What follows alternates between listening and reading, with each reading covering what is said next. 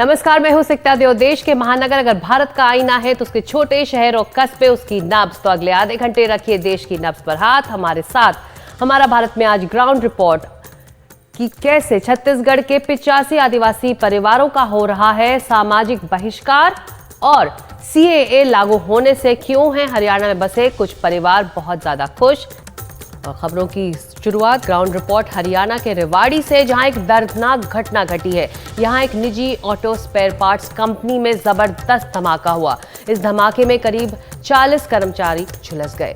घायलों को अस्पताल में भर्ती कराया गया है, लेकिन ये सवाल बने हुए हैं कि इस हादसे के लिए जिम्मेदार लोगों को सजा मिल पाएगी या नहीं। रेवाड़ी से हमारी ये ग्राउंड रिपोर्ट। फैक्ट्री में धमाका हुआ और त्राहिमाम मच गया। चारों ओर अफरा तफरी मच गई। करीब 40 लोग आग में झुलसकर घायल हो गए। हरियाणा में रेवाड़ी के धारूहेड़ा में life long India private limited नाम की एक ऑटो स्पेयर पार्ट्स बनाने वाली कंपनी है। शनिवार शाम को यहां धमाका हुआ। यह धमाका फैक्ट्री की एक डस्ट कलेक्टर मशीन में हुआ। सूचना मिलते ही फायर ब्रिगेड और एम्बुलेंस पहुंच गई। चश्मदीदों का कहना है कि पाइप में गंदगी फंस गई थी। ऊपर बड़ा पाइप रहता है, उसमें जैसे डस्ट जाम हो जाता है तो वैसे हुआ, वो फंस गया। फिर चिंगारी उंगारी उसमें से लग के और जल के एक ही बाइक ब्लास्ट हो गया पूरा। और जैसे डस्ट कनेक्टर होता है जो डस्ट खींचता है, वो ब्लास्ट हुआ। उसके बाद सर्किट हुआ, सर्किट से पूरी आग लग गया। बस। कितने लोग आप काम कर रहे थे उस समय? उस समय 60-70 लोग थे। और सबके सब आग में झुलस गए? कुछ लोग तो इमरजेंसी में हैं, कुछ लोग तो जख्मी हैं, कुछ लोग नॉर्मली हैं। घायलों को पहले स्थानीय अस्पताल पहुंचाया गया, फिर कुछ लोगों को रेवाड़ी के सिविल अस्पताल के ट्रॉमा सेंटर भेजा गया। 30 मजदूर ट्रॉमा सेंटर में भर्ती हैं। इन 30 में 19 मजदूरों को 70% बर्न होने की वजह से पीजीआईएमएस रोहतक में रेफर किया गया। हमारे पास टोटल 30 पेशेंट आए थे और उनमें से 19 को हमने रेफ़र किया है और 10 हमारे पास वार्ड में सेफ एडमिट है। जो सुपरफिशियल टू डीप बर्न था, कहीं कहीं डीप था, बाकी मोस्टली सुपरफिशियल बर्न था। किसी किसी के बुल्ला है, बुल्ला मतलब उसमें फ्लूइड इकट्ठा होता है चमड़ी में, वो किसी किसी के है। मतलब इंटरनल इंजरीज नहीं होती? इंटरनल इंजरी कम होती है। हादसे में लापरवाही साफ दिख रही है। हरियाणा के मुख्यमंत्री नायब सैनी ने अधिकारियों को जांच के निर्देश दे दिए हैं। क्या एक मजदूर की जिंदगी की कोई कीमत नहीं होती? और अगर होती है तो फैक्ट्री में डस्ट कलेक्टर मशीन की सर्विस क्यों नहीं कराई गई थी? यदि कराई गई थी तो फिर आखिर विस्फोट हुआ कैसे? इन तमाम सवालों के जवाब इन्वेस्टिगेशन के बाद ही साफ हो पाएंगे। फिलहाल अभी तक किसी के भी हताहत होने की कोई सूचना नहीं मिली है और सभी को अस्पताल में भर्ती करा के उनका इलाज चल रहा है। हरियाणा से पवन कुमार के साथ शुभांग सिंह ठाकुर, एनडीटीवी इंडिया। और इस हादसे की चपेट में आए कई मजदूर दूसरे राज्यों से आए थे। इस घटना ने फिर कई सवाल उठा दिए हैं। आखिर डस्ट पाइप कैसे फटी? हादसे की असल वजह क्या रही? किसकी लापरवाही से यह हादसा हुआ? और क्या मशीन की सर्विसिंग होती थी? अब आरोपियों पर क्या कार्रवाई होगी? जो घायल हुए हैं उन्हें क्या मुआवजा मिलेगा? ये साल 2024 है। आर्टिफिशियल इंटेलिजेंस का जमाना, वो दौर जब भारत ने चांद तक अपना यान पहुंचाया है। लेकिन वक्त के साथ साथ क्या हमारा समाज बदला है? शायद नहीं। आज भी हमारे समाज में ऐसी घटनाएं सामने आ रही हैं जो ये सोचने को मजबूर कर देती हैं, क्या इस सदी की हकीकत कुछ ऐसी भी हो सकती है? छत्तीसगढ़ के सक्ती जिले के करीब 85 आदिवासी परिवारों का सामाजिक बहिष्कार किया जा रहा है। ऐसा क्यों हो रहा है, इसी की पड़ताल करती हमारी एक खास ग्राउंड रिपोर्ट। मेरे पीछे ये जो मलबों का ढेर है, यही इस विवाद का और इनकी तकलीफ की वो जड़ें हैं। उनकी जड़ें यहीं से निकलती है। ये जगह जो है किसी एक दबंग के द्वारा कब्जा किया गया था, जिसको समाज के लोगों ने सार्वजनिक जगह बताते हुए प्रशासन से शिकायत की थी इस बात की। उसके बाद प्रशासन ने जांच के उपरांत इस घर को तोड़ दिया। यहीं से इस विवाद की शुरुआत हुई थी। लोगों के मुताबिक गांव में सार्वजनिक कार्यक्रम और पूजा पाठ के लिए एक सार्वजनिक मंच है, जिस पर गांव के एक दबंग ने अवैध तौर पर कब्जा कर लिया था और वो वहां मकान बनवा रहा था। इसका इन आदिवासियों ने विरोध किया। मामला तहसील पहुंचा और अवैध कब्जा रोक दिया गया। लेकिन इसके बाद आरोपी ने दूसरे दबंगों के साथ मिलकर इन आदिवासियों का जीना मुहाल कर दिया। इनका सामाजिक बहिष्कार कर दिया गया। 23 लाख रुपए का जुर्माना लगा दिया गया। जुर्माने की रकम अदा न कर पाने की वजह से आज तक इन गरीब आदिवासी घरों में न शादी ब्याह हो पाता है और न ही जन्म और मृत्यु के संस्कार हो पा रहे हैं। हमारा अभी मन समाज ले बहिष्कृत कर दे हमें जी। एला करीब हमारा 2.5 साल से ज्यादा होते। आज हमारे गांव में शादी करे के लिए 40-50 लड़का मन हवे, लड़की लड़का, और दई दादा मन खत्म होते तो हमारा आए बार जाए बार दिक्कत हो है। जो लोग इन परिवारों का साथ देने की कोशिश करते हैं उन्हें भी इन दबंगों का आतंक झेलना पड़ता है। ऐसे लोगों का भी सामाजिक बहिष्कार कर दिया जाता है और 3000 रुपए का जुर्माना लगा दिया जाता है। इन लोगों ने हर जगह शिकायत की, लेकिन न्याय आज तक नहीं मिल पाया। समाज की इस तरह में कुछ चीज़ों पे, इनमें आने जाने में कुछ चीज़ों में अड़चन पैदा की गई है समाज के लोगों के द्वारा। इस संबंध में समाज के पदाधिकारियों से चर्चा की गई है, जिनके साथ बैठक करके इनका निराकरण करने का प्रयास किया जा रहा है। हालात ये हैं कि पीड़ितों के रिश्तेदार भी इनका साथ नहीं दे पा रहे। इनकी जिंदगी अपने ही घर में एक जेल जैसी हो गई है। ये लोग न्याय की गुहार लगा रहे हैं। देखना यह है कि प्रशासन से कब तक इन लोगों को कोई मदद मिल पाती है और आरोपियों पर कार्रवाई होती है। 2 दर्जन से अधिक विवाह योग्य युवक युवती यहाँ आज भी कुंवारे बैठे हुए हैं।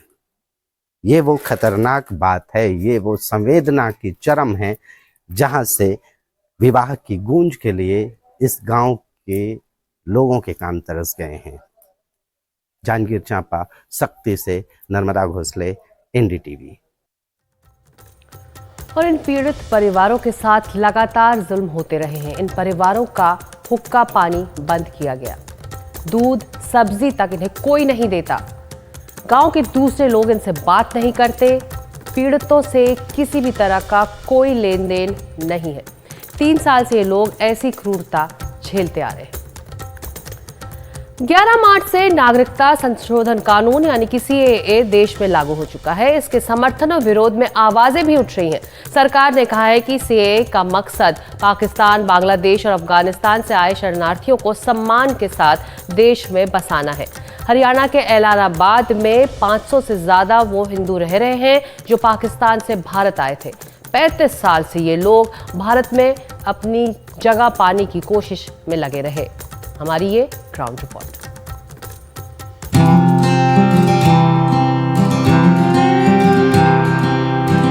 CAA आने से हमारे वो परेशानियां खत्म हो रही हैं। मोदी जी की जो गारंटी थी वो आज पूरी कर रहे हैं। यह हरियाणा का ऐलानाबाद इलाका है। करीब 35 साल से ये लोग इस उम्मीद में जी रहे थे कि इन्हें वो सम्मान मिलेगा जिसके लिए ये लोग पाकिस्तान छोड़कर हिंदुस्तान आए थे। करीब 150 परिवारों के 557 पाकिस्तानी हिंदुओं को नागरिकता संशोधन कानून आने से अब पहचान मिलने की उम्मीद जगी है। ये लोग पाकिस्तान में प्रताड़ना झेल रहे थे। करीब 3 दशक पहले ये विजिटर्स वीजा से भारत आए, लेकिन अभी तक इनके पास कोई ID प्रूफ तक नहीं है। लेकिन 11 मार्च को केंद्र सरकार ने जब ऐलान किया कि CAA पूरे देश में लागू हो गया है, तो इनकी खुशी का कोई ठिकाना नहीं रहा। खुशी का किरण क्या, तो अच्छा एक समय आ रहा है जिससे हमारे बच्चों को, हम सबको जो एक भारतीय आम नागरिक को फैसिलिटी मिलती है वो हमें मिल सकेगी। और इससे हमें अपने रोजगार में, नागरिकता के लिए जो बच्चों की पढ़ाई लिखाई में है या जो भारत सरकार की कोई योजना है उनमें हमें बराबर की भागीदारी मिली। इन लोगों ने कई बार नागरिकता के लिए आवेदन किया, लेकिन सफलता नहीं मिली। ये बहुत ही गरीब तबके से हैं। कोई मजदूरी करता है तो कोई सिलाई कढ़ाई। इनका कहना है कि पाकिस्तान में उनके साथ धार्मिक और सामाजिक तौर पर भेदभाव होता था। परिजनों के दाह संस्कार करने तक में दिक्कत होती थी। कट्टरवादियों ने पाकिस्तान में इनके घर जला दिए। इनका कहना है कि वो हमेशा से ही हिंदुस्तानी थे, लेकिन बंटवारे ने उनकी जिंदगी बर्बाद कर दी। पाकिस्तान से आने के कारण ये रहे कि हमें शिक्षा से लेके खाने पीने से लेके और धार्मिक सिस्टम तक हमारे साथ भेदभाव प्रताड़ना होती थी। यदि हमारा कोई व्यक्ति गुजर जाए, मर जाए, तो उसके लिए हम वहाँ पे दाह संस्कार नहीं कर सकते। वहाँ कट्टरपंथियों के शिकार होने के कारण कट्टरपंथी रात दिन अब ये राम मंदिर वाला तोड़ो चक्कर चला, इसी के अंदर हमें बड़ी परेशानी मिली। घर बार तोड़ेगी, आग लगाएगी, क्या हुआ, क्या बहुत मुश्किल हुआ। गोपाल जब 5 साल के थे तभी अपने परिजनों के साथ पाकिस्तान से किसी तरह जान बचाकर हिंदुस्तान आ गए, लेकिन नागरिकता न होने के कारण इन्हें पढ़ाई लिखाई और उसके बाद नौकरी में खासी दिक्कत आई। आधार कार्ड ना का होने के कारण भी कई दिक्कतें हुई, लेकिन एडमिशन तो स्कूल में चलता रहा। 12वीं कर ली, उसके बाद मैंने ITI का सोचा, तो उसमें क्या कहते हैं, बस का पास हो तो सुविधा रहती है, तो वो उसके बिना नहीं बनता, आधार कार्ड के बिना, तो वो भी मेरी दिक्कत हुई थी। सिरसा के एलनाबाद इलाके में रह रहे ये हिंदू परिवार पहले पाकिस्तान के बहावलपुर और रहीम यार खान इलाके में रहते थे। 1990 से लेकर 1998 के बीच विजिटर वीजा के जरिए भारत पहुंचे थे। यहां आने के बाद इन्होंने भारत में रहने की अपील की थी। इनके पासपोर्ट पर वीजा समय समय पर बढ़ाया जाता रहा, लेकिन इन्हें नागरिकता नहीं मिली। इन्हें उम्मीद है कि अब इनकी जिंदगी बेहतर होगी। सिरसा से राजेंद्र संधू की रिपोर्ट, NDTV इंडिया।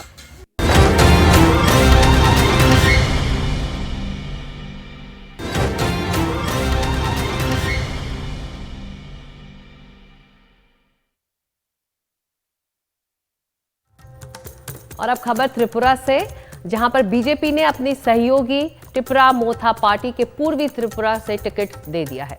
माना जा रहा है कि बीजेपी का टिपरा मोथा पार्टी को रिटर्न गिफ्ट है, क्योंकि हाल ही में बीजेपी की दूसरी लिस्ट जारी हुई और इसमें कुछ दिन पहले ही टिपरा मोथा पार्टी ने राज्य में बीजेपी की गठबंधन सरकार को समर्थन दिया था।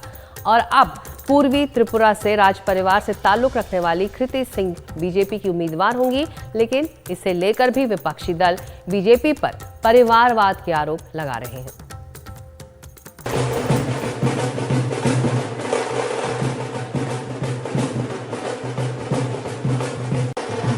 52 साल की महारानी कृति सिंह देव वर्मा त्रिपुरा के राजघराने से ताल्लुक रखती हैं।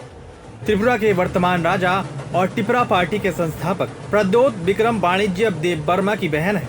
एयरपोर्ट पर टिपरा पार्टी के कार्यकर्ता उनका स्वागत कर रहे हैं।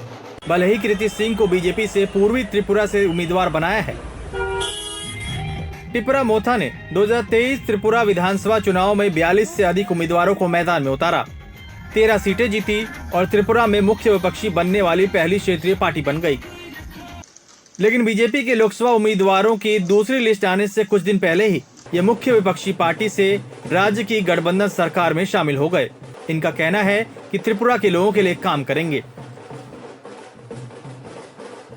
To work together for the people of Tripura, and I will give my best. I will see that whatever we are trying to do, and we will try and complete that. Pradyot की बहन कृति सिंह को BJP का ticket मिलने से करीब 2 हफ्ते पहले ही केंद्र सरकार ने राज्य सरकार और टिपरा पार्टी के साथ एक त्रिपक्षीय समझौता किया, जिसमें इस बात का वादा किया गया कि राज्य के मूल निवासियों के सारे मुद्दों का हल निकाला जाएगा।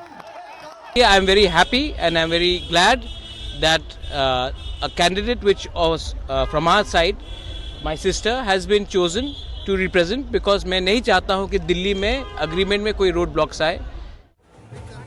कृति कुमारी त्रिपुरा के शाही परिवार की राजकुमारी हैं। उनका विवाह छत्तीसगढ़ में कवर्धा के शाही परिवार में हुआ है। इनके पति और ससुराल पक्ष भी छत्तीसगढ़ की राजनीति से जुड़े हुए हैं और पहले कांग्रेस से अच्छे संबंध थे। कृति के भाई प्रद्योत भी पहले कांग्रेस के ही साथी थे। अब राज्य में विपक्ष यानी कांग्रेस और लेफ्ट ने बीजेपी और शाही घरानों के खिलाफ मोर्चा खोल दिया है। और भी अच्छे उम्मीदवार हो सकते थे।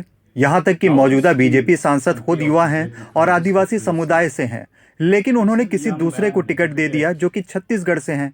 इससे त्रिपुरा के आदिवासी समुदाय के हक को नुकसान हुआ है।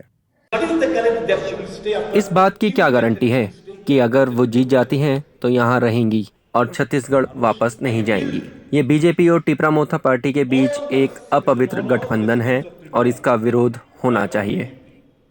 वहीं राज्य बीजेपी के नेता इस फैसले का पूरी तरह समर्थन कर रहे हैं। राजनीतिक दृष्टिकोण, उन्हें राजनीति का अनुभव है। ये फैसला हमारी केंद्रीय लीडरशिप ने लिया है। हम ये सोचते हैं कि हमारे राष्ट्रीय अध्यक्ष जेपी नड्डा ने लिस्ट तैयार करने से पहले इस क्षेत्र में आदिवासियों के विकास के बारे में पूरी तरह सोचा होगा।